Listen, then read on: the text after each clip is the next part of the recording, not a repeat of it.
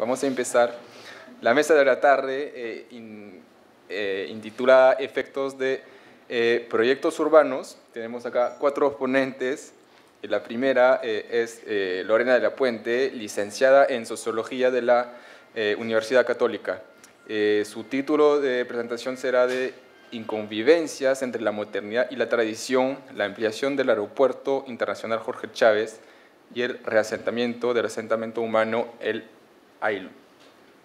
Por favor, tienen 15 minutos para que entramos en los tiempos. Bueno, buenas tardes a todos. Muchas gracias por venir, gracias por la presentación y a los organizadores de este seminario. Estoy contenta de estar acá con, creo que se dice Siriac, Pedro y Camila. Vamos a conversar un rato, estas ponencias muy interesantes. Mi ponencia trata de generar un diálogo entre la sociología política y la sociología urbana para desarrollar puntualmente un estudio de caso. La idea es que desde ese estudio de caso podamos identificar los efectos de proyectos urbanos en la preservación de ciertas prácticas culturales que yo considero cruciales para el fortalecimiento de la ciudadanía en ciudades como Lima y otras latinoamericanas. Y es importante decir que lo que voy a presentar está basado tanto en un proyecto de responsabilidad social universitaria que fue apoyado por esta universidad en el año 2011, como también de la investigación que significó mi tesis de licenciatura. Si todos estamos acá, la mayoría, especialmente los que vienen de afuera, han tenido la posibilidad de utilizar el aeropuerto Jorge Chávez para llegar a Lima. No sé si se han dado cuenta, si se acuerdan qué es lo que está al costado de la pista de aterrizaje. ¿Han visto al costado? ¿Qué cosa hay? ¿Se han dado cuenta? Hay ciudad. ¿Qué hay? Nada. Chacras. Hay aproximadamente unas 500 hectáreas de chacras o de campos de cultivo. Aquí vemos el mapa del Jorge Chávez, la Néstor Gambetta, la avenida Fawcett, tráfico terrible, el aeropuerto. Y aquí, antiguamente, bueno, hasta el siglo XX, hubieron 2 fundos muy grandes, el Fundo Bocanegra y el Fundo de San Agustín. Y yo ahorita quiero conversarles de una zona, bueno, en este espacio de las 500 hectáreas más o menos se formaron unos 7 asentamientos humanos, y yo hoy día les quiero hablar del más antiguo y el que aglomeraba a más de la mitad del total de la población de estos 7 asentamientos humanos. El asentamiento humano, el AIU, se formó alrededor de lo que era la Hacienda San Agustín, y era una hacienda principalmente algodonera que perteneció a la familia del presidente Prado, a quien vemos ahí en la imagen, caminando frente a la Casa Hacienda. Este pueblo, como prefiero llamarlo más que asentamiento humano, se formó principalmente por procesos migratorios. A inicios del siglo XX llegaron las primeras familias para trabajar como peones en la hacienda, principalmente venían de Ica y eran afroperuanos. Y después, en los años 30, 40, 50, 60, muchas personas de la sierra. En los años 80, por ejemplo, muchas personas vinieron de Ayacucho por la violencia política, y en los años 90, bastantes personas de la Amazonía. Entonces, podemos considerar que este espacio era como un laboratorio chiquito de los procesos migratorios que configuraron a Lima y también parte del Callao.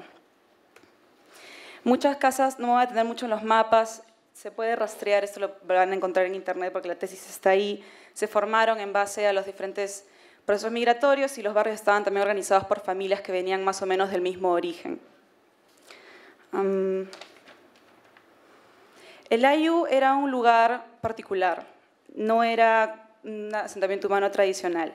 En él vivían aproximadamente unas 400 familias que trabajaban, muchas de ellas en la agricultura, como voy a desarrollar ahora, lo cual es bastante particular considerando que es Lima y el Callao sobre todo.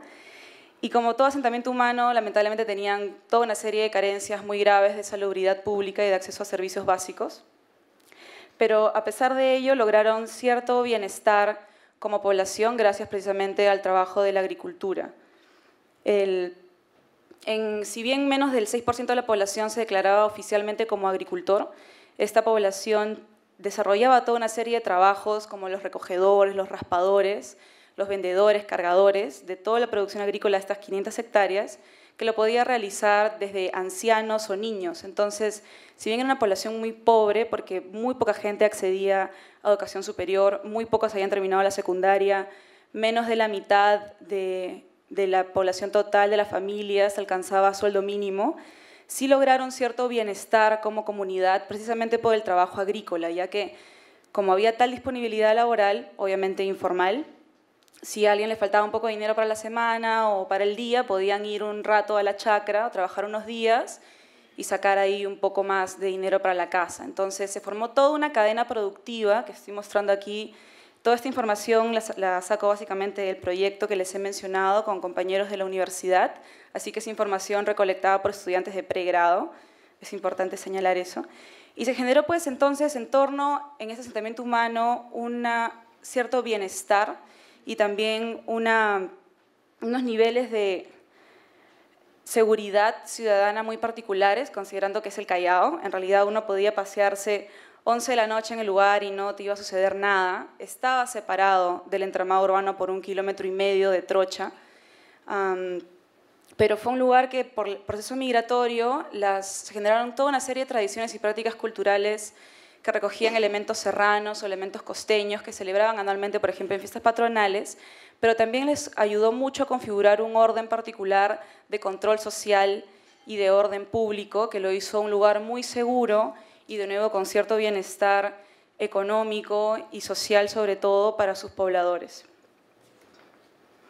Un ejemplo que quiero detallar, así chiquito, de estos temas como, bueno, a veces en sociología urbana lo que es bacán es que en representaciones prácticas, construcciones, se ejemplifican prácticas sociales o culturales, ¿no?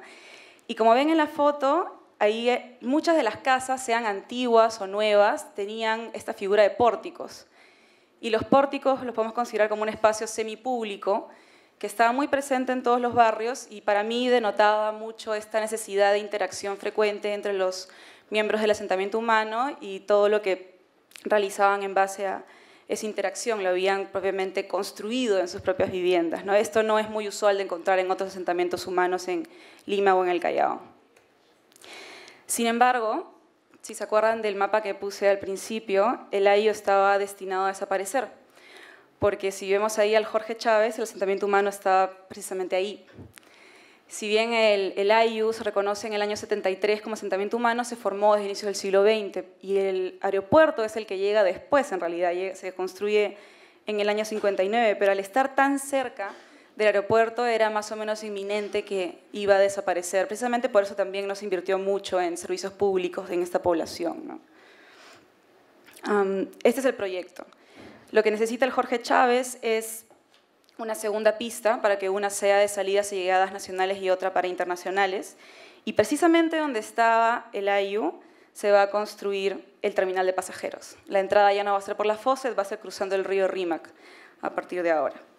Este proyecto no es poca cosa. La impresión del Jorge Chávez es un proyecto de necesidad nacional.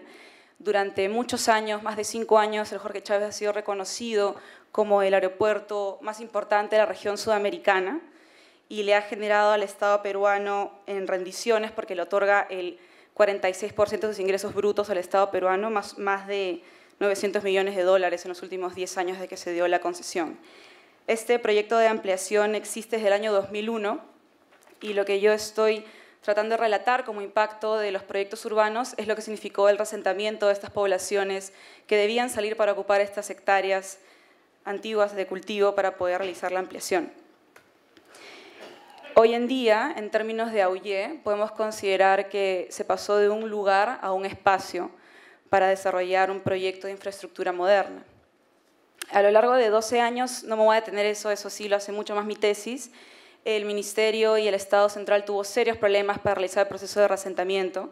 Para mí no es gratuito que haya sido de esa manera, ahora lo voy a redactar bien, lo voy a explicar bien con las reflexiones finales, pero fue una población que podía salir y realmente se dejó hasta el final la situación para sacarlos y significó una serie de impactos muy graves para la población porque a la fecha ellos no poseen, la mitad de las familias no posee aún viviendas en las cuales vivir. Esto se realizó en febrero del 2013, es decir que ha pasado 1 año y medio desde que se sanearon los terrenos del Jorge Chávez y que estas familias salieron.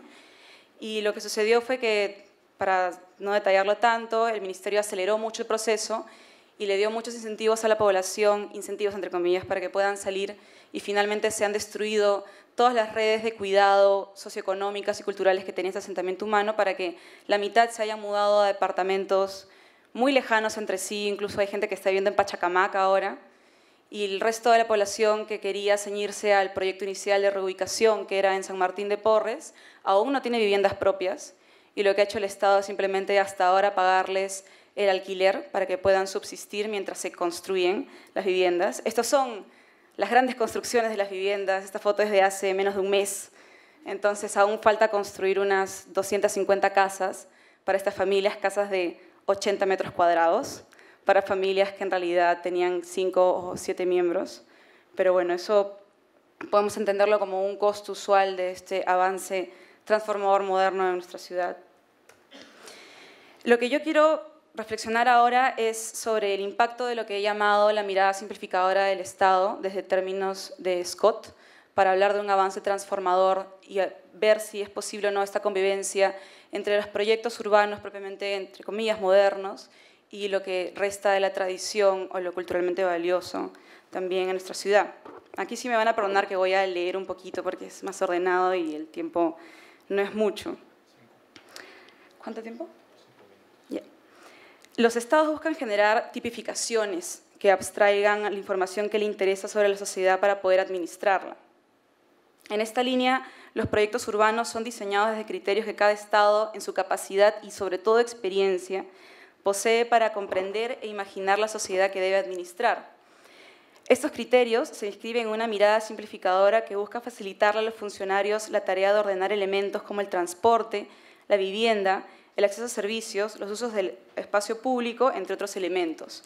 Cada estado tendrá criterios diferentes, pero siempre van a coincidir en este elemento simplificador para sus funciones administrativas. De esta forma, en el diseño de proyectos urbanos, se corre el riesgo de ignorar expresiones esenciales de compleja y cambiante vida social. Esas son palabras de Scott. Sobre todo si se considera que el territorio posee diferentes valores del Estado. Unas zonas poseen valor cultural, como centros históricos, otras valor político, como centros administrativos, otras de valor para las comunicaciones, valor social y también, por supuesto, valor económico sobre el territorio. Lo que es interesante es que estos perfiles, y trágico a la vez, es que estos perfiles no son estáticos. Los estados buscan siempre ampliar sus facultades administrativas. De los diversos valores mencionados, yo considero que se puede rastrear cómo el valor económico posee un lugar primordial en esta transformación. Y así los estados realizan este avance transformador sobre el territorio para otorgarle valor diferente a diferentes zonas que posee en su administración.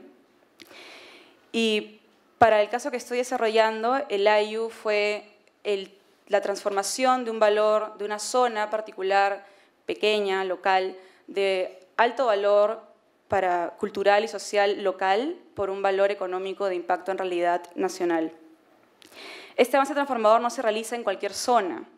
Los estados, al valorizar su territorio, identifican zonas que son más posibles de ser alteradas que otras. Es decir, si, por ejemplo, se encontrara oro debajo del Golf de San Isidro, creo que sería un poco más difícil imaginar que se podría hacer lo que se hace en otras zonas como Yanacocha, en Cajamarca, en el Perú. Los estados, al valorizar su territorio, o en todo caso, identifican zonas que pueden ser transformadas, donde una zona, como el caso, que posee un valor social o cultural, puede ser asumido como un costo necesario para poder ampliar su frontera económica. La diferencia radica en que las zonas que usualmente son más propensas a sufrir cambios de uso de su territorio son precisamente zonas marginales, ya sean urbanas o rurales, esos son términos de la autora Price. El problema radica en que el motivo por el cual son zonas, entre comillas, marginales o consideradas menos valiosas, obtienen su sustento en criterios muchas veces discriminadores. La población que habita estas zonas sufre de pobreza urbana o rural, que para el caso de Lima se traduce en orígenes sociales y culturales y étnicos particulares. Es población que se ha formado a través de migraciones básicamente serranas y también amazónicas, como lo que hemos estado tratando para el caso del AIU. Muchos poseen como lengua materna lenguas nativas o prácticas muy particulares, y Lima como ciudad ha crecido en base a procesos migratorios, y en la actualidad la mayor cantidad de su territorio urbano está constituido por estos llamados distritos marginales. Para el Estado, ya sea a través de sus instancias locales como las municipalidades o centrales como los ministerios, es más fácil o menos costoso o sencillamente puede realizar su avance transformador sobre estas zonas, desde su visión para otorgarles un valor diferente, como estamos mencionando. De esta forma, en la actualidad, el Estado no reconoce o valoriza los elementos culturales y sociales de zonas marginales. Por el contrario, busca ordenarlas en base a criterios simplificadores para otorgarles otros valores que son más acordes a su interés. El Ayllu cumplió con este criterio porque era un lugar de valor social local, pero hoy en día ha sido reemplazado por un proyecto urbano de interés nacional muy grande y ha pasado a ser pues, este espacio de valor económico. Pero finalmente, ¿cuál es el costo o cuál ha sido el precio de esta transformación? Y ahora sí, si es posible o no imaginar una convivencia entre esta necesidad de un avance transformador moderno sobre los espacios tradicionales. El Ayllu realmente funcionó durante más de un siglo como un laboratorio de Lima y el Callao. Como ya he mencionado, los procesos migratorios y los elementos culturales, el encuentro de estas diversas familias lo caracterizaron como lo que podemos entender desde términos de Remy y, no me quiero equivocar en la referencia, bueno, Remy va a quedar como un pueblo tradicional o un pueblo urbano, que contaba con prácticas culturales propias y un nivel de seguridad interno muy particular, diferente a otras zonas y valioso hoy en día. La pregunta es cómo así el Ayllu fue posible como lugar.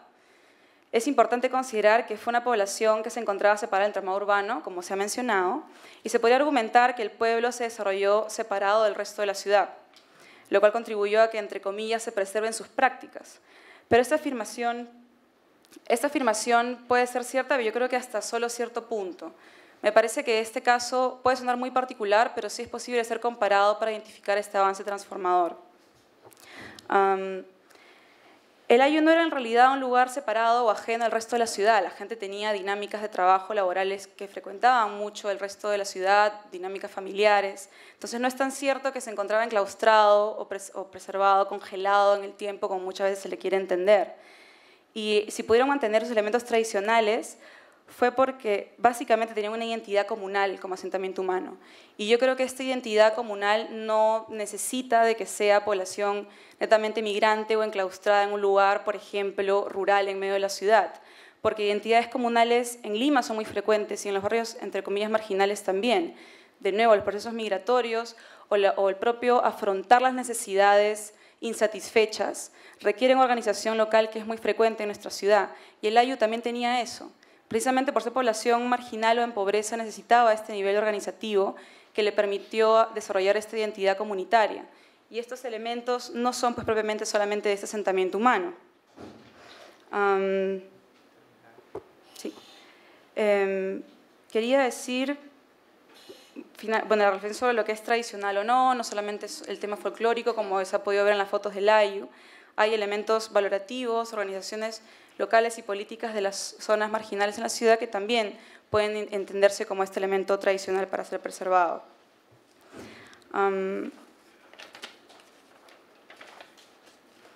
Para poder adelantar esto, aún resta por ver en el caso del Ayllu qué es finalmente lo que va a suceder con la población, aún resta ver cómo se van a adaptar a estas nuevas viviendas, pero yo considero que la modernidad, entre comillas, este avance transformador, sí puede implicar la convivencia con elementos tradicionales, esta relación entre lugares y espacios. Sin embargo, esta convivencia implica un planeamiento y ordenamiento urbano. La convivencia es posible bajo el supuesto de que los valores transformadores respeten en igualdad de condiciones los productos sociales de colectivos, tanto como los productos que benefician a la economía, incluso si la diferencia es entre la escala local y la escala nacional. La construcción de la ciudad siempre, o sea, usualmente significa la destrucción de estos elementos tradicionales, pero yo creo que este avance transformador puede sonar en algunas situaciones más o menos obvio o evidente para todos, pero lo que es crítico es que este avance, como el caso del Ayllu, es invisible para la opinión pública y muchas veces para los propios afectados. Esta población terminó por salir del lugar con muchas inseguridades sobre el futuro sin generar mayor ruido en el resto de la opinión pública. Y creo que este cambio valorativo o esta necesidad de cambio valorativo está muy internalizada en la opinión pública y el resto de ciudadanos, incluso de las que son, o incluso especialmente de las poblaciones que están en riesgo de sufrir esta transformación territorial y social.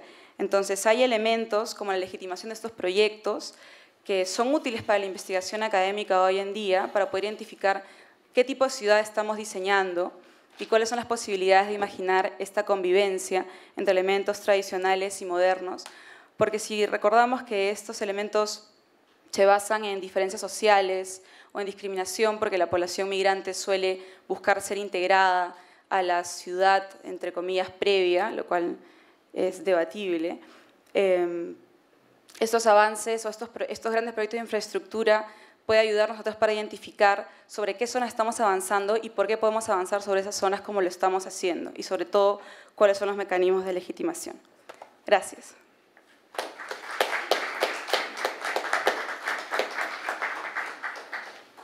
Bueno, muchas gracias por la presentación. Sin demorar mucho, pasamos a la siguiente, de Siria Katmer, compañero mío de trabajo del Instituto Francés de Estudios Andino, que está haciendo su doctorado en la Universidad París I en colaboración con el IFEA, y que nos va a presentar hoy día un tema sobre el mercado mayorista de La Parada. Y le dejo la palabra a Siriac para un poco más de... Buenos días a todos. Bueno, voy a intentar de tratar de las problemáticas que suscitan el estudio de mi terreno central de mi doctorado, La Parada, aparte del enfoque del derecho a la ciudad. Bueno, antes de empezar quiero subrayar un punto institucional adicional, es que este trabajo de investigación ha permitido el inicio de una cooperación interinstitucional entre la empresa municipal de mercado mayorista y el Instituto de Investigación para el Desarrollo, y hemos desarrollado esta cooperación científica y técnica con la señora Elsie Guerrero y Marta Lazarte. Bueno, y aprovecho también para agradecer a los otros ponentes y mi compañero de trabajo, Jérémy Robert, que anima esta mesa y con quien hemos tenido muchas discusiones sobre este tema. Bueno, los mercados mayoristas reúnen en un solo lugar la mayoría de las actividades y de los actores que contribuyen al abastecimiento alimentario de una ciudad. Dicho de otra manera, los mercados mayoristas son una de las infraestructuras esenciales para una ciudad. Hasta 2012, el principal centro de abastos en producto perecible de Lima estuvo el mercado de La Parada. En el cuadro arriba a la izquierda, disculpa porque es en francés, pido disculpa. Y desde este mercado se organizó los últimos 70 años el abastecimiento de toda la ciudad, la fijación de los precios alimenticios para todo el Perú y la redistribución de los productos a través de todo el territorio peruano.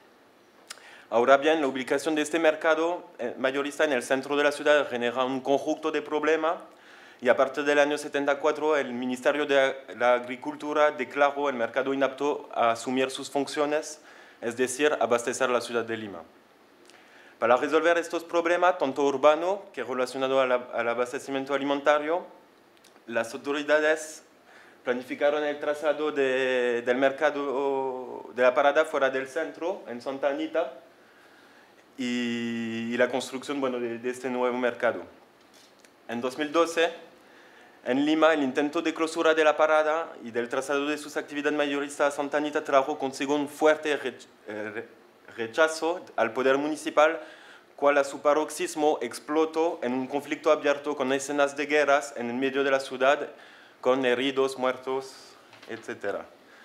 Desde ya el conflicto perdura, comerciantes mantienen sus actividades en La Parada, mientras la apertura del nuevo mercado en Santa Anita, el segundo sitiar del mercado por las fuerzas del orden en marzo de 2014, y por fin la destrucción del mercado con excavadora, como puede ver en esta imagen.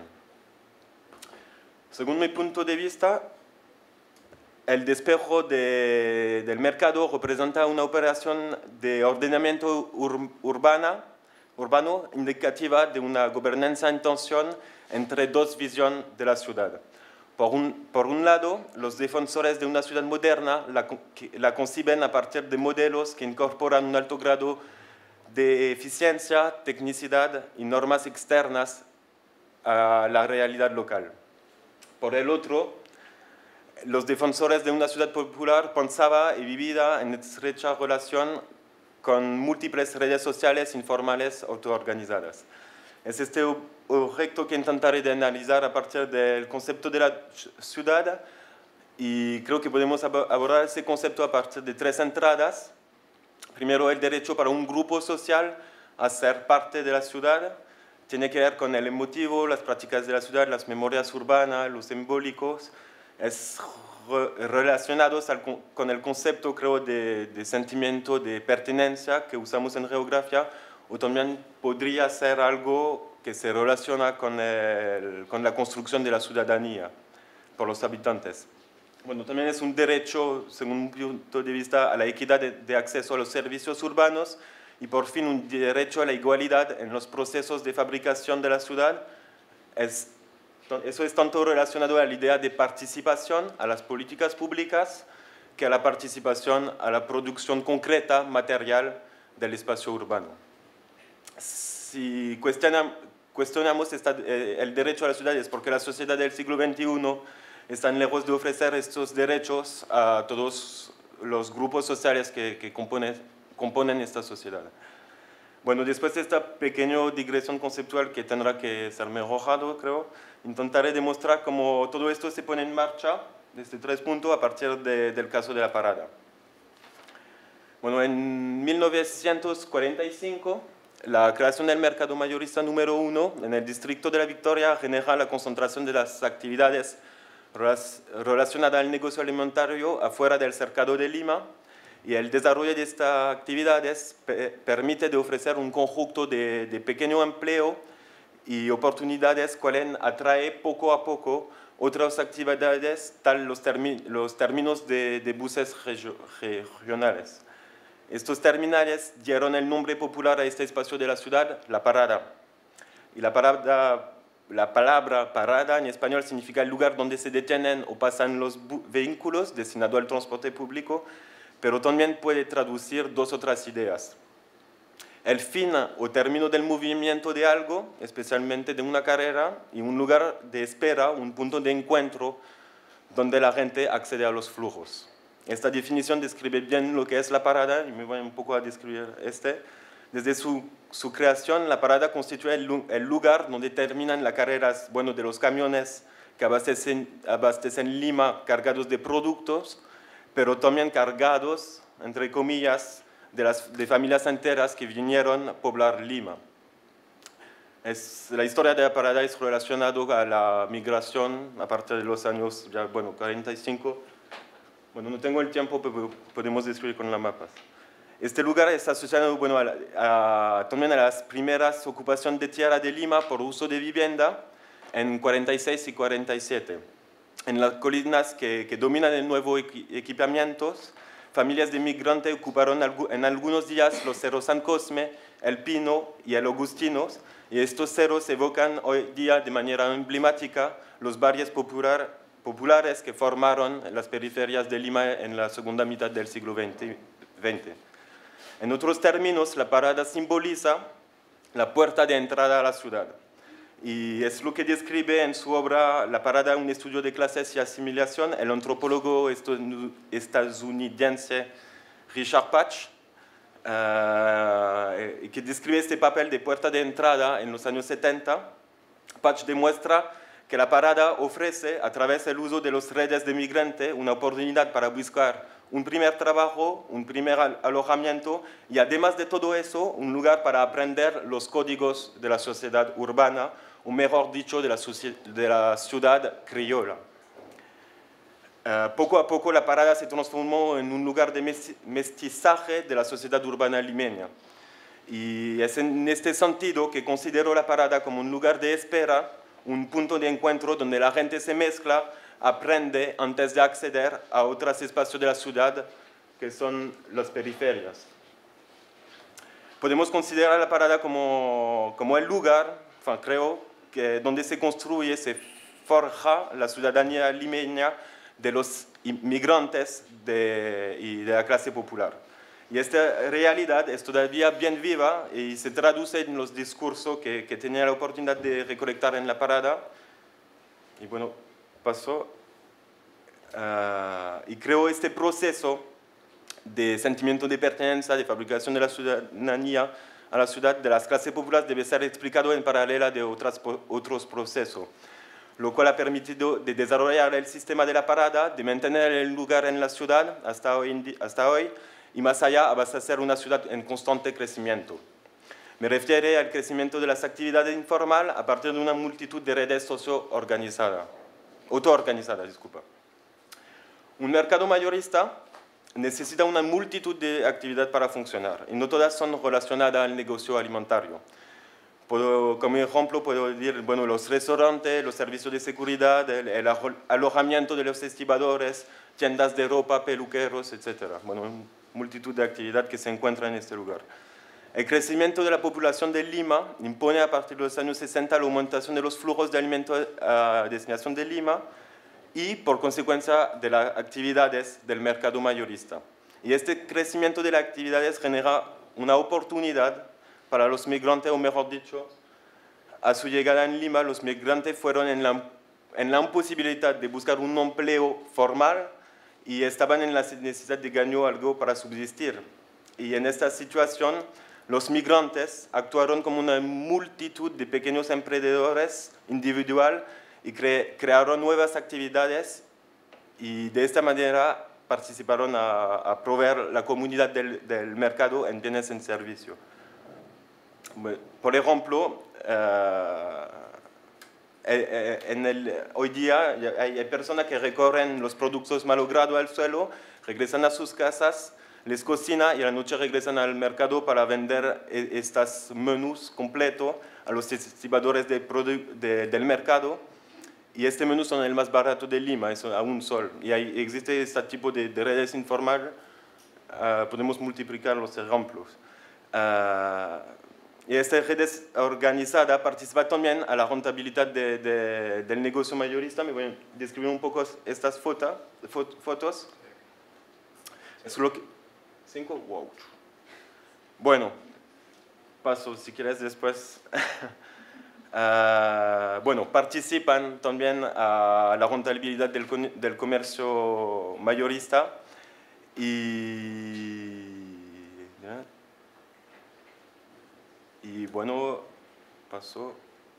lo que vimos es que estas redes que la comunidad de la parada desarrollan permite de abastecer la ciudad. Y mientras todo, ponemos... y abastece la ciudad y están en estrechas relaciones con con esta informalidad. Y mientras todo eso no podemos proponer una descripción idealizada de la parada, porque este lugar, es verdad, es sinónimo de caos, digamos. Es un lugar fuera de las normas, en todos los sentidos posibles. Lugar de corrupción, de delincuencia, de actividad ilegal, todos los tipos de desviación social, prostitución, trabajo de los niños, uso como entre comillas. Y también de problema, digamos, de servicios urbanos como la congestión del tráfico, la falta de higiene, etc. Y creo que estos problemas, podemos plantear estos problemas a dos escalas. Locales, la parada plantea problemática de renovación urbana, y metropolitana, la parada plantea problemática para el abastecimiento de alimentario, y las autoridades hacen frente a un desafío urbano importante y por supuesto tienen que intervenir, solo para aclarar las cosas. ¿Y cómo quieren resolver el problema? ¿Cómo quieren resolver este problema y quién participa? Lo había dicho usted desde los años 70, la solución a los problemas de la parada es el traslado y la instauración de normas sanitarias, técnicas en un nuevo mercado. Esta solución está inspirada por actores internacionales, tal el mercado de Rungis en Francia o el Banco Mundial. La idea fue de trasladar solo los comerciantes mayoristas, o mejor dicho, el núcleo central de la parada. Y bueno, de un lado erradican un mercado, del otro implementan un otro mercado, pero no existe una reflexión sobre las implicaciones al nivel urbano, al nivel local del urbano, es decir, el porvenir del sitio liberado y el porvenir de las redes sociales que caracterizan la parada. Así es interesante de subrayar que la política que describo es una política muy sectorial.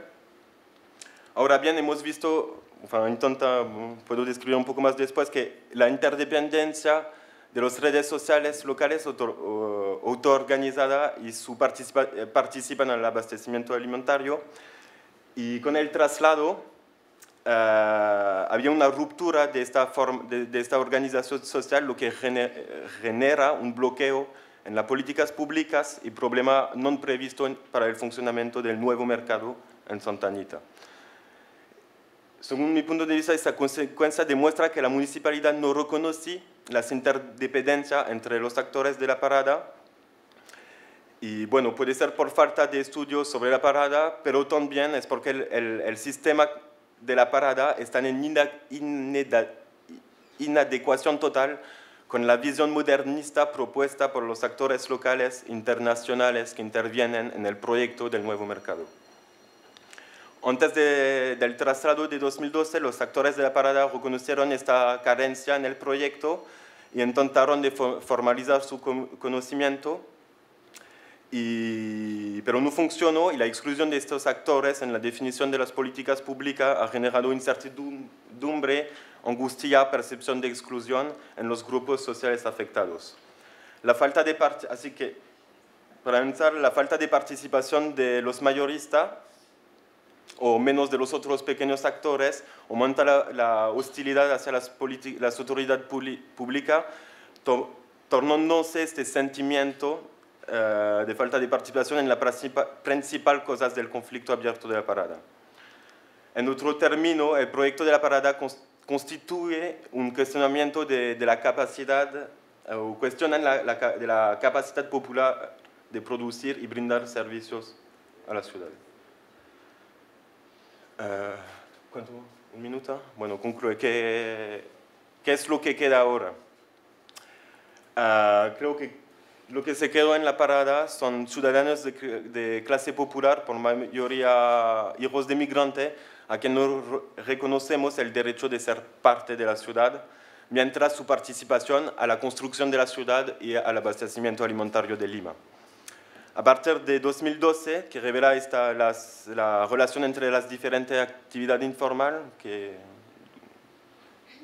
las diferentes en la parada, tenemos que reconocer que la municipalidad intenta de buscar nuevas soluciones, por ejemplo, el proyecto de Tierra Prometida. Con las preguntas podemos abordar también este tema. No.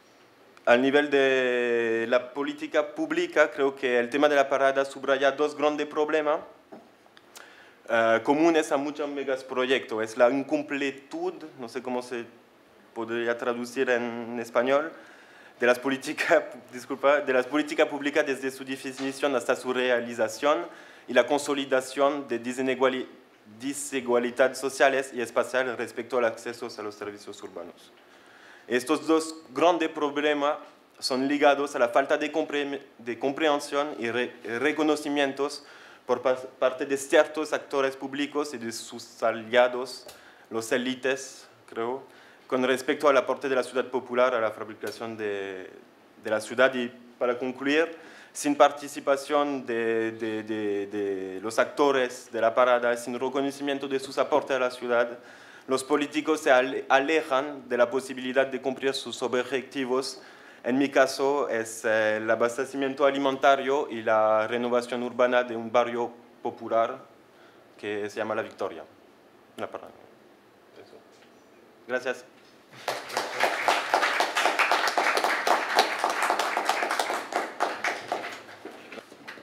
Muchas gracias por esa presentación. Vamos a pasar entonces al siguiente ponente, Pedro Martínez Olivares, que es maestro en evaluación de la Universidad Autónoma de Puebla, pertenece a la universidad, su maestría en la Universidad de Puebla y que pertenece a la Universidad Autónoma Metropolitana de México.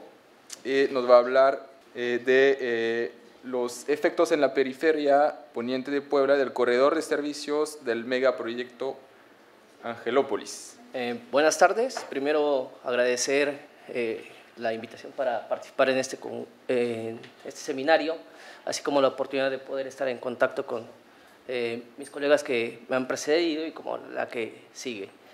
El tema que traigo a la mesa es un avance de mi tesis doctoral, la cual tengo en proceso, y que es fundamentalmente un análisis de la política de planificación en la ciudad de Puebla, alrededor de lo que conocemos allá como la Reserva Territorial de Atlixcáyotl-Quetzalcóatl, y en donde está inserto un eje de camino que se le conoce como la Vía Atlixcáyotl, y en donde se desarrolla actualmente lo que es el corredor de servicios, coloquialmente conocido como Angelópolis. Para ello, quiero decirles que en el contexto de lo que ha sido mi investigación, he hecho un análisis concienzudo de lo que se ha venido realizando en las normas, cómo se han ido ejecutando, la manera en que se han ido sujetando los diversos decretos que el Estado ha ido lanzando para poder consolidar lo que es la materialización de lo que vamos a ver como la modernidad en Puebla. Para entrar un poco más en lo que es la ciudad, para los que no conocen, Puebla es la cuarta ciudad más importante de México. La ciudad en sí tiene una población aproximada de 1,5 millones de habitantes, pero en conjunto con su zona metropolitana abarca 2,200,000 aproximadamente. En este contexto, lo que vamos a tratar de analizar es los efectos que se han generado precisamente sobre esto que es la periferia poniente, que es la conurbación de la ciudad con lo que ha sido la región histórica del señorío prehispánico de Cholula. La ciudad, la mancha urbana como tal, es esta pequeña diferencia que se nota acá y que, hablando en porcentajes, no representa más allá del 35-40% de lo que es el total territorial de la demarcación política del municipio de Puebla. Ahora bien, a lo que quiero llegar es entender cómo fue que se llegó a este proyecto de ciudad, cuando el Estado lo que empezó a plantear allá por 1993 fue un proyecto que intentara resolver los problemas que en ese momento quejaban en cuanto a vivienda social y popular y el caótico crecimiento que estaba sufriendo Puebla por la parca aplicación que se daba de lo que eran los instrumentos urbanos para ese entonces. Esto que ven acá, para los que han escuchado tal vez, es la mega rueda de la fortuna que se acaba de inaugurar el año pasado por el actual gobernador del estado, y que le costó al erario público aproximadamente $30 millones. Bueno, para entrar un poco en contexto en lo de qué ha significado la planificación urbana en Puebla, quiero hablarles de dos hechos específicos de la recurrencia histórica de lo que ha sido la expansión territorial de manera autoritaria que se ejerce en el Estado. Hay dos hechos muy específicos que son en 1962 una anexión que realiza el gobierno central a favor de la capital del estado de 5 demarcaciones o municipios para sujetarlos a lo que era el municipio de la capital del estado, y en 1992 una expropiación que se realiza sobre tierras ejidales en el mismo punto de lo que estamos tratando. Esto es 1962, lo que ven como la mancha blanca era el municipio de Puebla en ese entonces, y lo que hace el Estado es anexar 5 municipios hoy ya fragmentados al norte y al sur del municipio principalmente, y una franja territorial al poniente, que es precisamente donde se desarrolla actualmente el proyecto que les traigo a consideración, y que incrementaron considerablemente lo que era el territorio al cual se iba a sujetar la demarcación de la capital poblana. Esta franja finalmente va a entrar en el transcurso de los años y como consecuencia del proyecto, del megaproyecto Angelópolis, en un conflicto por la alta renta que empieza a generar a raíz de que se empieza a consolidar el corredor de servicios de la vía Tliscayotl. Así, lo que vamos a ver es un territorio que finalmente queda sujeto a un orden por parte del Estado y cuya principal característica de recurrencia va a ser el mantener el control sobre ciertos recursos. En 1962 el Estado lo que pretendía era controlar todo el aparato productivo que se estaba generando a raíz de la industrialización en la zona norte, a donde llegan, para los que saben, en Puebla está localizada lo que es la planta automotriz Volkswagen y por lo tanto el Estado piensa en estos territorios como una posibilidad para controlar toda la producción y la economía que se estaba generando en esa zona. Para esto, tanto en 1962 como en 1992, lo que se arma es un discurso de la inclusión de los pueblos que vivían en estos territorios hacia la ciudad para darles el beneficio del desarrollo urbano que se estaba generando en lo que era la capital del estado. Esto es la mancha urbana de la ciudad de Puebla y estos son los pueblos conurbados, que son 4 municipios, 2 conocidos como Las Cholulas, el municipio de Cuautlancingo y el municipio de Coronango. Pero lo importante en este caso va a ser la franja intersticial que se ve en color verde y que va a ser sujeta al conflicto desde 1992 y que se traslada a 1992 y que queda resuelto precisamente hasta el año pasado por la disputa que se empieza a dar por la alta renta que se estaba dando. Ahora bien, aquí lo que planteo es una pregunta que me surge a raíz del pensamiento que se tiene en Puebla sobre lo que significa este enclave urbano dentro de la sociedad. ¿Es un éxito urbano o una derrota campesina? Y llego a esta pregunta porque investigadores poblanos como Elsa Patiño y Roberto Cabrales señalan que hay una negación por parte del Estado de la condición rural a la cual ha estado sujeta históricamente Puebla. Y por ello habría que considerar son 122 comunidades que son las que viven en los alrededores del municipio central. Aparte de ello, de 1976, cuando se aprueba la Ley General de Asentamientos Humanos, hasta el momento en que se empieza a consolidar lo que es el megaproyecto urbano de Puebla, el 66% del área que se ha urbanizado ha provenido principalmente de las tierras rurales.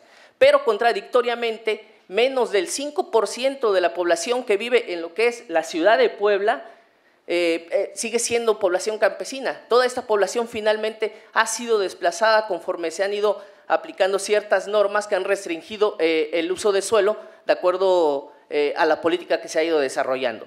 Esto que vemos acá finalmente es la forma en que se fue dando la producción del espacio urbano en Puebla, un centro histórico muy definido. Estos son las zonas irregulares, hacia el norte lo que es la zona industrial. Al oriente finalmente hay podríamos decirlo así, una falla geográfica que impide que la ciudad crezca. Hacia el sur son asentamientos populares, irregulares y demás. Y al poniente finalmente la conurbación con los municipios históricos de los cuales les hablaba y en donde tenemos la gran mayoría, o donde se tenía la gran mayoría de las tierras ejidales para ese entonces en la zona metropolitana de Puebla.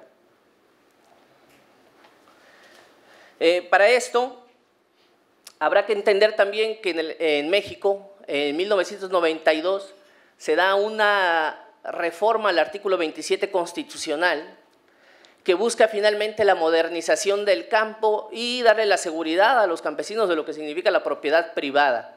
Entonces, de acuerdo con este discurso, por así decirlo, habrá que preguntarnos si la modernización del campo y su desarrollo es la primera imagen que vimos, considerando que eso está en esta zona, que son las tierras ejidales, que estaban de acuerdo al proyecto de expropiación de 1992, bajo un discurso de crear una reserva territorial que contuviera la mancha urbana en ese entonces y que además protegiera a los pueblos que en esta zona vivían. Si lo analizamos de manera profusa, lo que vemos es finalmente la creación de un escudo, una legitimación por parte del Estado, utilizando ciertas comunidades para poder consolidar un proyecto que se va a ir gestando conforme pasen los años. Hay autores como María de los Ángeles Moreno Carranco, que trabaja en UAM, Iztapalapa, en México, que hace una comparación para los que conocen Santa Fe en Ciudad de México, que es el gran distrito de negocios, lo que representa la gran modernidad, el gran proyecto neoliberal de 1992 también, que hace una comparación de ese proyecto con lo que ocurre también en Angelópolis, de acuerdo al modelo de gestión que se da en el suelo y el discurso que realiza el Estado para finalmente ir atrayendo esas tierras hacia un proyecto de planificación específico. Llegado este momento, quedaría ver qué es en sí el megaproyecto Angelópolis. El megaproyecto Angelópolis no es sino una promesa de campaña también de 1991 que realiza el entonces candidato y que había sido artífice del llamado fraude electoral en México en 1988 del gobernador Manuel Bartlett Díaz. Él había prometido, y de acuerdo al Plan Nacional de Desarrollo que venía realizando el Estado mexicano, reposicionar a la ciudad de Puebla dentro del ámbito nacional. Puebla había pasado de ser la segunda ciudad en importancia a la cuarta en ese momento. Entonces él empieza a plantear un proyecto político en donde empieza a hablar de un programa de regionalización y desarrolla 5 proyectos de regionalización alrededor de todo el Estado.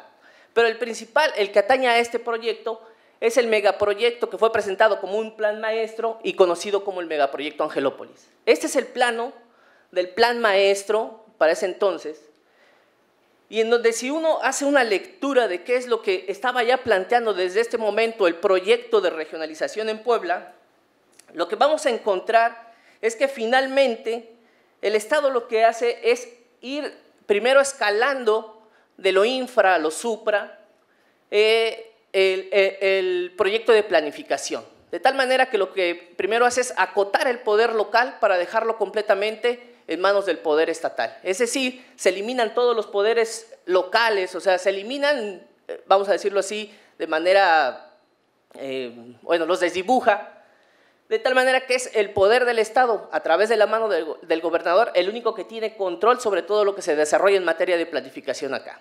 Eso es primero un escalamiento para ejercer poder, de lo infra a lo supra. Después realiza un proceso inverso cuando uno va haciendo la lectura de la normativa, en donde se pasa de lo supra a lo infra. Es decir, que el proyecto de regionalización, en realidad, lo que pretendía en su momento, y que se va consolidando y se va materializando conforme pasan los años, es ir controlando un punto específico del territorio. Se habla primero de un gran proyecto de regionalización, en donde se incluyen municipios aledaños, después se habla de un proyecto central, pero después, dentro de toda esa normativa, se habla de un punto imaginario en el espacio, y lo digo así como punto imaginario porque solo se habla de la creación de un distrito habitacional y de negocios en la ciudad de Puebla. Nunca se determina cuál va a ser el espacio. Pero conforme pasan los años y se va materializando la idea, resulta que ese espacio es el espacio de las expropiaciones de 1992 y que se encuentran dentro de la franja de disputa territorial persistente desde 1962. Entonces, finalmente hay este escalamiento para poder entender cómo se va a ejercer el poder sobre un territorio específico. Esto es lo que ya es el corredor de servicios del megaproyecto Angelópolis, en donde se escenifica la modernidad en Puebla, por así decirlo. Esto es parte de lo que eran las tierras agrícolas, parte de lo que se les despojó a los ejidatarios en su momento, porque para esto quiero decirles que en 1992, a pesar de haberse aprobado, reformado el artículo 27 que permitía a los campesinos de alguna manera poder trasladar de manera particular la propiedad y ser partícipes de la renta, al no haber retroactividad en la ley, el Estado les acota ese poder y toma en sus manos el control estricto sobre estas tierras. 1050 hectáreas aproximadamente, en donde se construirá el corredor de servicios. Un corredor de servicios que fue planteado como un proyecto que iba a coadyuvar a resolver, como les dije, los problemas de vivienda social para la ciudad en ese entonces, que estamos hablando de 20,000 unidades de vivienda que se pensaban construir y que no son sino un argumento que realiza el Estado para desarrollar un tipo de producción inmobiliaria. Este es el corredor de servicios en plano, 3.5 kilómetros. Para esto, el gobierno lo que hace también es trasladar esta caseta de cuota que se encontraba en los límites de la ciudad para ese entonces, para 1993, pero que aparte estaba dentro de lo que le pertenecía al municipio de Puebla, entonces la traslada a 3.5 kilómetros y empieza a desarrollar aquí toda una serie de elementos que van a estructurar el eje urbano y que finalmente van a ser un privilegio a partir del cual se va a consolidar un valor simbólico como lo es la modernidad y el progreso que venía arguyendo el Estado a través de la política de planificación. Para ello, se entiende que tiene que generar una política de suelo que conforme van pasando los años se va moldeando de acuerdo a las circunstancias. El Estado no duda en ningún momento, dentro de las 6 modificaciones que realiza entre 1993 y el 2012, que es cuando el Estado da por terminado el proyecto de repartición o de enajenamiento de todos los bienes que representaban lo que era la reserva territorial, no duda en ningún momento en decir que estas modificaciones son con la finalidad de hacer un mejor aprovechamiento en el suelo y para ello reduce lo que se había planteado como suelo para propiedad social a favor de suelo mixto y suelo residencial. Esto es conforme la periferia que vemos, los pueblos que fueron arrinconándose poco a poco, que se fueron desplazando y que finalmente, no siendo finalmente la plusvalía lo que había el Estado argumentado en los primeros documentos que validan la expropiación, acaba finalmente por generarse o desarrollarse un tipo de mercado inmobiliario en lo que es la reserva territorial Atiscado y Quetzalcóatl, que es esto y que es el eje del corredor de servicios, que tiene como principal encumbramiento, por así decirlo, el punto cumbre, este tipo de desarrollo habitacional, que creo que a ojos vistos no tiene nada que ver con las 20,000 unidades de vivienda social y popular que se habían planteado en su momento. Y bueno, concluyo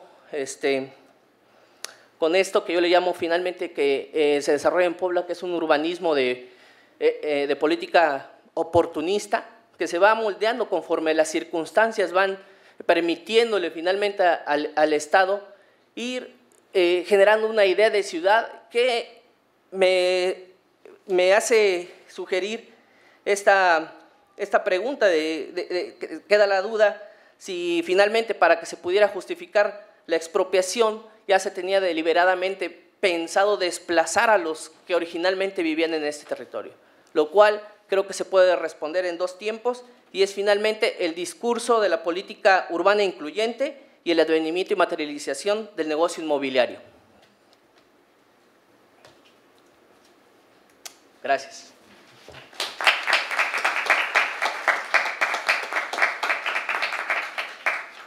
Bueno, otro caso muy interesante. Muchas gracias por la presentación.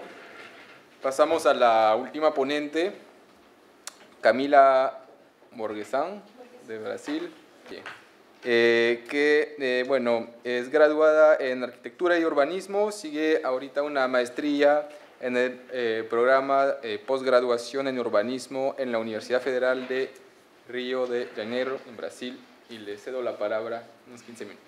Buenas tardes, gracias por la presencia de todos. Mi español no es muy fluente, entonces voy a leer, intentar hacer la presentación en español mismo. Este trabajo es parte de una investigación en desenvolvimiento y trata cuestiones referentes a la reforma urbana por la cual Río de Janeiro ha pasado y tiene como enfoque la región portuaria de la ciudad. El principal objetivo de este trabajo es estudiar lo que dicen las dimensiones de intervenciones urbanas respecto a la violación del derecho a la ciudad.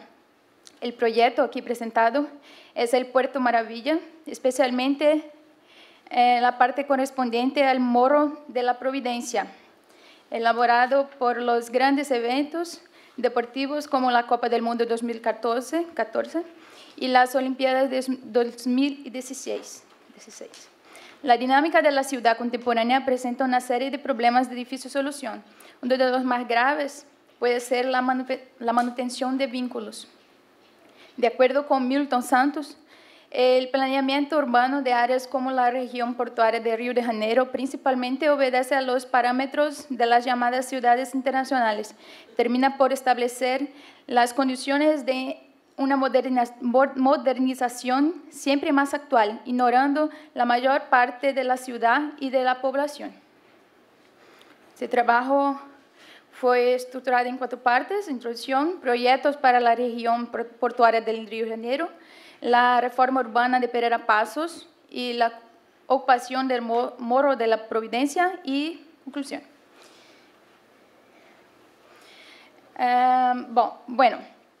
Río de Janeiro hoy en día ha pasado por demasiadas transformaciones a fin de atender a una exigencia gubernamental de embellecer la ciudad para ser la sede de los megaeventos deportivos más visitados por el mundo, la Copa del Mundo 2014 y las Olimpiadas de 2016. Todos esos lugares son partes de la ciudad donde se han realizado proyectos hoy. Desde 2009, los grandes eventos podrían ser vistos como una fuerza catalizadora de inversiones y fuerza impulsora para modificaciones positivas en la ciudad, pero esas intervenciones no han creado una ciudad mejor para todos. Actualmente, los grandes proyectos excluyen los menos favorecidos, acarretando la pérdida de la identidad histórica de los removidos con su hogar y destruyendo la relación de pertenencia con el lugar en que viven. Y de esta forma destruyen parte de la identidad de la ciudad que se construyó por aquellos antiguos moradores. El recorte designado para desarrollar este estudio fue el Morro de la Providencia, en rojo. Una de las más antiguas favelas en Río de Janeiro, que ya pasó por varias intervenciones y desarrollos y está pasando de nuevo por el proceso de urbanización a través del Programa Municipal de Integración de Asentamientos Precarios Informales, llamado Morar Carioca, creado a través del decreto 36.388 del 29 de octubre del 2012. Pero es necesario comprender que esta área está parte de una región mayor, delimitada por la Área Especial de Interés Urbanístico, intitulada por la Operación Urbana Consorciada del Puerto Maravilla, creada a través de la ley municipal que allí está. Por tanto, el estudio citará el proyecto Puerto Maravilla como un articulador mayor de modificaciones y se centrará en el proyecto Morar Carioca y los posibles desalojos decorrentes de su implantación. Los grandes eventos traen visibilidad a Río de Janeiro, trayendo inversiones que han sido aprovechadas de acuerdo con el interés de los actores hegemónicos de la economía, de la cultura y de la política, de acuerdo con Milton Santos, que tiene la autoridad para implantar proyectos excluyentes y centrados en las clases más adineradas. Así como afirma Harvey, la expectativa de mejora en la calidad de la vida urbana para los menos adinerados queda en segundo plano y no existe en proyectos de esa naturaleza. Como dice Harvey, la calidad de la vida urbana se ha convertido en una mercancía para los que tienen dinero, así como la propia ciudad. En un mundo donde el turismo, el consumismo, la comercialización del lugar, las industrias culturales y el conocimiento y también la dependencia perpetua de la economía del espectáculo se han convertido en los principales aspectos de la economía política del desarrollo urbano. Y no podemos olvidar que la reforma urbana en vigor se asemeja a otras ocurridas en el mundo por cuenta de eventos de esa magnitud. Nuevamente, de acuerdo con Harvey, la realización de nuevas geografías urbanas implica inevitablemente en el deslocamiento y desarrollo. Es el reflejo feo de la absorción del capital por medio de la rehabilitación urbana. La cantidad de remociones por cuenta de los proyectos es lo que comprueba lo que Harvey dijo. Después de la implantación de las unidades de policía pacificadora en los morros, en las favelas, la especulación inmobiliaria llegó a las favelas y ha expulsado muchos de los moradores con eso.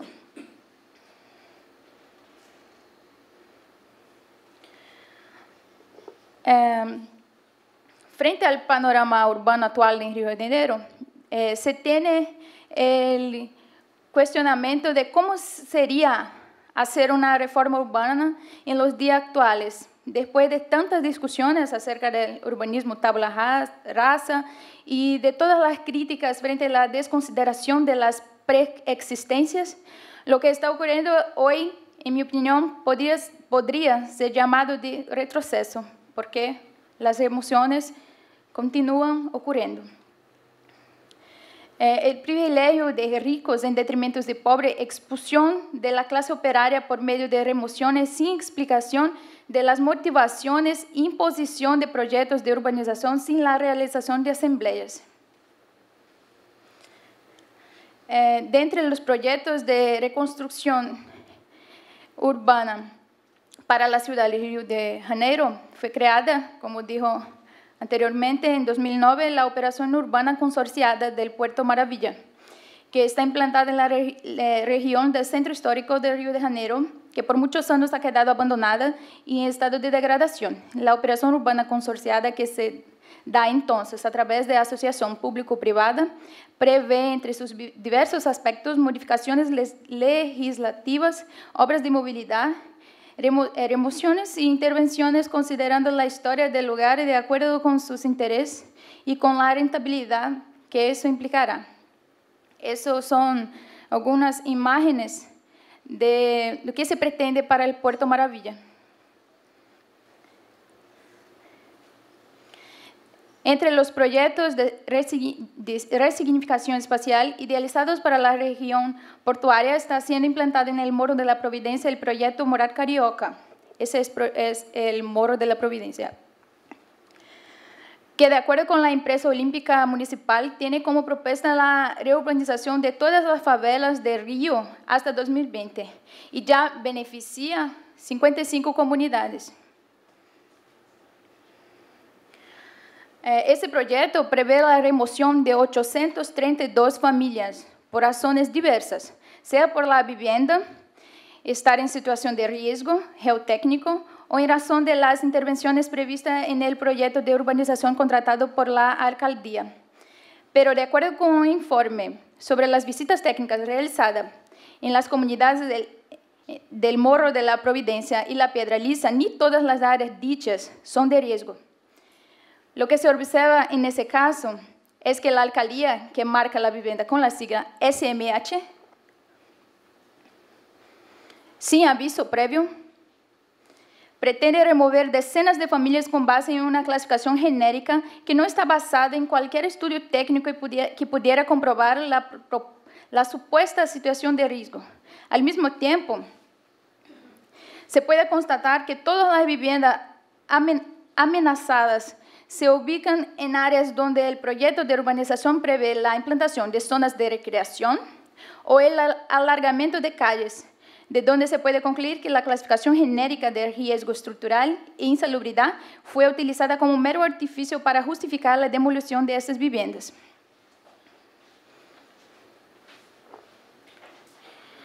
Esa es como es hecho hoy. Las casas son marcadas del día para la noche y nadie es comunicado, no hay conversación con los habitantes, con los moradores de las viviendas. Hoy la situación en El Morro es esa. Algunas de las casas ya fueron removidas.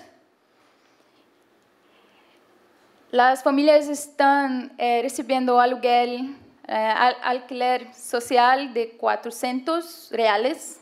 Es muy poco para Río de Janeiro. No se puede alquilar nada con eso.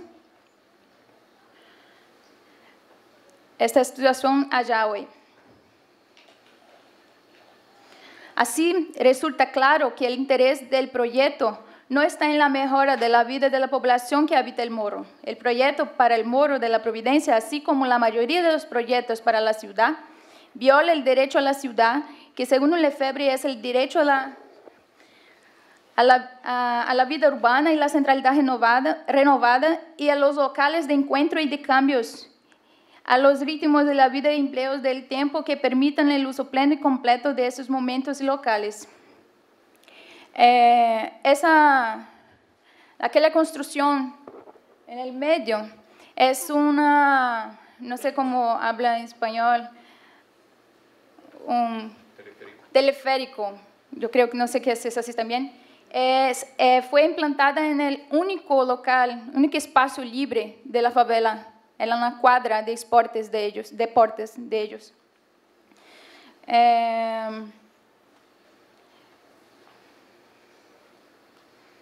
Las remociones matan las relaciones que el individuo pueda ter creado con su lugar. Ese es un trabajo de un artista portugués que hace el rostro de la persona removida en el lugar donde se quedaba la casa. Tiene varias en El Morro. Como se puede ver en el histórico de procesos de expropiaciones, esas personas son reubicadas lejos de sus lugares de origen. Este mapa muestra dónde las reubicaciones son hechas normalmente muy lejos del lugar de origen, el otro lado de la ciudad.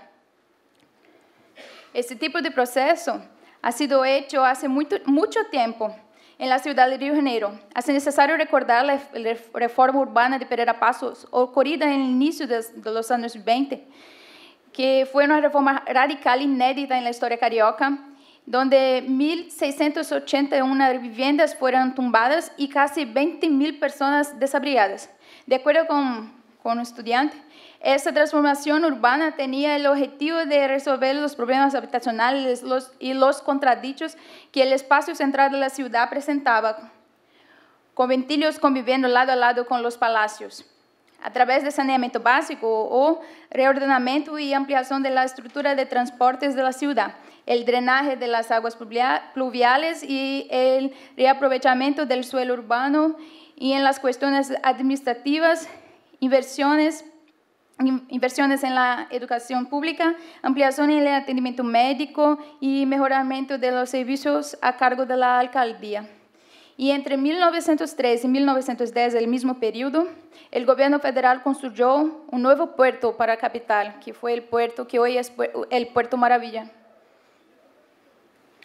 De acuerdo con autores, muchos de los desalojados por esa reforma, que fueron los que subieron al Morro, el Morro de la Providencia. Entonces, un importante lugar en el contexto histórico del Río de Janeiro, por ser una de las primeras favelas brasileñas llamada inicialmente de Morro de la Favela, nombre que de acuerdo con muchos autores ha dado ese apodo, favela, a las demás áreas de habitación irregulares de bajo ingresos de la ciudad. Su ocupación se ha dado inicialmente por excombatientes de la Guerra de Canudos y por los expulsos de la región central de Río de Janeiro durante la reforma urbana de Pereira Passos. Estoy concluyendo ya. La renovación urbana supone así dos momentos. Primero, la desapropiación de fracciones sociales segregadas o excluidas de determinadas zonas de la ciudad, que después de transformada y revalorizada por los nuevos soportes materiales, es transferida a otras fracciones sociales. La intención de este trabajo, entonces, fue evidenciar que las renovaciones urbanas realizadas en Río de Janeiro, hasta hoy, en la mayoría de las veces, priorizan las clases ricas en detrimento de los más pobres. Y lo que viene ocurriendo hoy confirma que las cosas no cambiaron. Intervenciones urbanas, especialmente las estandarizadas como estas, como las que ocurren en la mayor parte de la ciudad, preparadas para recibir grandes eventos deportivos, implican la ausencia de análisis del lugar y de implantación, desconsiderando la relación preexistente de las personas con aquel espacio. Y con eso destruyen las relaciones de pertenencia y las relaciones históricas de la población residente en esta zona. Por tanto, es importante resaltar algo que Jenny Jacobs considera necesario para un planeamiento para la vitalidad y que los administradores necesitan conocer los lugares. No basta dominar la técnica, es necesario considerar toda la diversidad de un espacio a ser revitalizado. Para finalizar, me gustaría resaltar la importancia de la vida urbana. Para Tuan, el lugar es un centro de significado construido por la experiencia y la expulsión de los menos favorecidos imposibilita esa experiencia. Yo gostaria de agradecer la presencia de todos y así finalizar mi presentación. Gracias. Bueno, han respetado bien los tiempos. Bueno, he sido un poco estricto. ¿Qué horas son? Son 20 para las 4. Creo que la mesa que sigue empieza a las 4. Yo me gustaría, sí que haya unos intercambios, sería interesante, y después tomamos 10 minutos de break antes de pasar a la otra mesa. Hay una pregunta, comentario en la sala sobre esas 4 ponencias con bastante puntos en común, no solo entre ellas, pero con lo que se discutió ayer, esta mañana, y bueno, por favor. Breve tiene que ser, porque ahí como corté la gente, también las preguntas. Hola, bueno, mi pregunta es más dirigido a este concepto del megaproyecto. Entonces, cada uno básicamente se habló acerca de un megaproyecto o una intervención grande, y quisiera que ustedes hablen un poco más acerca de las instituciones detrás de estos proyectos, porque se habló un poco del Estado, un poco es una situación neoliberal o modernista, si se puede reflejar un poco sobre los diferentes actores de interés con estos tipos de proyectos, por favor. Ya, una pregunta más y ahí tratamos de responder, aunque va a ser, cada uno tendría cosas que decir, ¿no? Los megaproyectos urbanos están ligados al tema de la búsqueda de la competitividad urbana. Y tienen como herramienta la planificación urbana estratégica. De las experiencias que ustedes han explicado, no veo la relación, o por lo menos no han hecho alusión a los conceptos, a la búsqueda de las competitividades o a la utilización de la planificación urbana estratégica y los efectos que eso produce como experiencia de planificación. Ya. Voy a cederlo a algunos de los que si quieren responder. Puede ser un comentario general, ¿no? Había 3 preguntas en la búsqueda de la modernización. Bueno, uno tiene que tomar ahí punto de involucrarse, ¿no? El posicionamiento del investigador también de decir, creo que están denunciando también una situación compleja que cada uno trata de mostrar lo que se esconde. Lo de no plantear la planificación estratégica, que creo que todos también se ubican dentro de ese contexto y por razones de tiempo no necesariamente vuelve a plantear toda esa lógica neoliberal, y que creo que está bien a través de casos que sería importante subir en generalidad y mostrar un poco esos contextos urbanos. Y por la pregunta sobre qué actores están detrás, creo que cada proyecto es sumamente interesante. Vemos la estrategia que es del Estado, por el caso de México, la municipalidad con otros actores mucho más complejos en la parada, y también Aeropuerto Internacional, donde hay una mezcla también de Estado, gobierno local, pero les dejo responder un poco ahí solo para mi punto de vista. A ver, yo puedo juntar en una sola respuesta las preguntas que están efectivamente relacionadas. Un autor que a mí me sirvió mucho para la tesis de licenciatura es James Ferguson, y él habla de la despolitización de las políticas de desarrollo y explica cómo muchos proyectos de infraestructura de la ciudad o también proyectos que protagonizan ONGs en lugares rurales se legitiman en su ejecución y por lo tanto sus costos sociales o sus transformaciones urbanas son invisibilizadas para los afectados y también para la opinión pública, porque en pro del desarrollo, que es un discurso muy muy fuerte y muy descentralizado y está a todo nivel y a nivel mundial, se justifica este tipo de proyectos.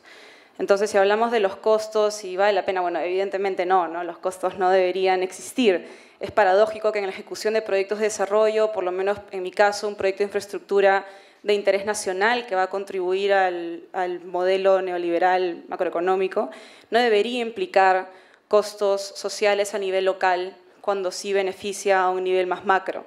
Pero el tema es que el discurso del desarrollo o la implementación de estos proyectos es tan fuerte y es tanto del sentido común de la opinión pública y sobre todo del discurso de los políticos que estos impactos no son visibles. Y este avance transformador, por ejemplo, del cual yo hablaba, simplemente continúa y por supuesto que detrás hay un montón de intereses privados en vínculo con los intereses políticos, ¿no? En mi caso es una concesión privada, pero es el aeropuerto principal del país y de la región. Entonces, yo diría que sí, el tema del desarrollo creo que es un concepto que atraviesa nuestros casos en la idea de la modernidad, entre comillas, y por lo tanto no es cuestionado, pero yo creo que sí, efectivamente es profundamente político todo lo que sucede en estos casos de transformación urbana. ¿Otros comentarios? Sí, bueno, sobre los actores que intervienen en el proyecto de la parada, creo que refleja la complexificación de los actores que intervienen en la ciudad ahora. Es que empezó en los años 70 con una intervención del Estado, después en los años 80 aparece con todos los problemas que encuentran los países, digamos, del sur, empezó a intervenir la Banca Mundial, pasa y poco a poco se complexifica, así que después es un manejo de las municipalidades. Cada municipalidad se reapropiaron este proyecto sin cambiar el objetivo general de modernizar el abastecimiento alimentario, y ahora intervienen, no sé, 3, 4 años, decenas de consultores que vienen de toda parte del mundo sobre este proyecto. Pero lo que es interesante, creo que interesante de ver que se complexifica, pero no cambia la idea del proyecto. Eso es un punto. Y para relacionar con el tema de la competitividad, es que todos estos actores creo que no ven el sistema de la parada informal autoorganizada con un sistema competitivo, pero y así que no lo reconocen, pero por lo tanto los comerciantes han desarrollado un sistema que los permiten de abastecer la ciudad y ya bueno, tendría que eso. Ya. ¿Los dos otros ponentes tienen un comentario rápido? Sí, bueno, para el caso de Puebla, creo que lo que queda evidente principalmente es una confrontación de dos discursos de desarrollo y de modernidad que se plantean. Hay, por un lado, les mencionaba yo la reforma al artículo 27 constitucional, que finalmente es una reforma que se supone debe de coadyuvar a la modernización del campo, y por otro lado hay también un discurso de competitividad dentro del Plan Nacional de Desarrollo que se implementa en esos años y que está enmarcado dentro del gran proceso neoliberal que el presidente de la República en ese entonces planteaba, y que viene engarzado con lo que fue el Tratado de Libre Comercio, entre otras cosas. Se pretende finalmente abrir un recurso tan preciado como lo es el suelo al libre mercado, y para ello, desde mi punto de vista, hay una reforma que, si bien habla de de un desarrollo para, en este caso, el campo, lo que hace es una reforma agraria que se liga finalmente con el proceso urbano que se estaba gestando. Los actores finalmente implicados, pues lo he mencionado, ¿no? El Estado, el principal aparato, como que trabaja, diciéndolo así, sin miedo, como un agente inmobiliario finalmente. Es alguien que se dedica a gestionar suelo para finalmente traspasarlo a lo que es el gran capital. Yo podría decir rápidamente al respecto de la operación urbana consorciada, donde el concepto es que haya la participación de la población y que haya la discusión del proyecto. Hay eso en la ley y no es respetada. Sí, todo ese es un trabajo que aún está en andamiento. Tengo mucho aún por la frente, pero eso es lo inicio. Y los actores son la alcaldía del Río de Janeiro, junto con el gobierno estadual, municipal, y las empresas privadas, donde son hechas concesiones a las empresas privadas y no hay ninguna participación de la población afectada por esos proyectos. Entonces, ese es el primer problema de todo, como se hace hoy en Río de Janeiro, las modificaciones en la ciudad. Creo que falta mucho diálogo, ¿sí? No sé si respondí, no sé si comprendí todo también. Discúlpeme cualquier cosa. Bueno, muchas gracias. Creo que ahí sí merecemos un pequeño break antes de empezar con otra mesa. Un aplauso para los ponentes. Muchas gracias por su participación.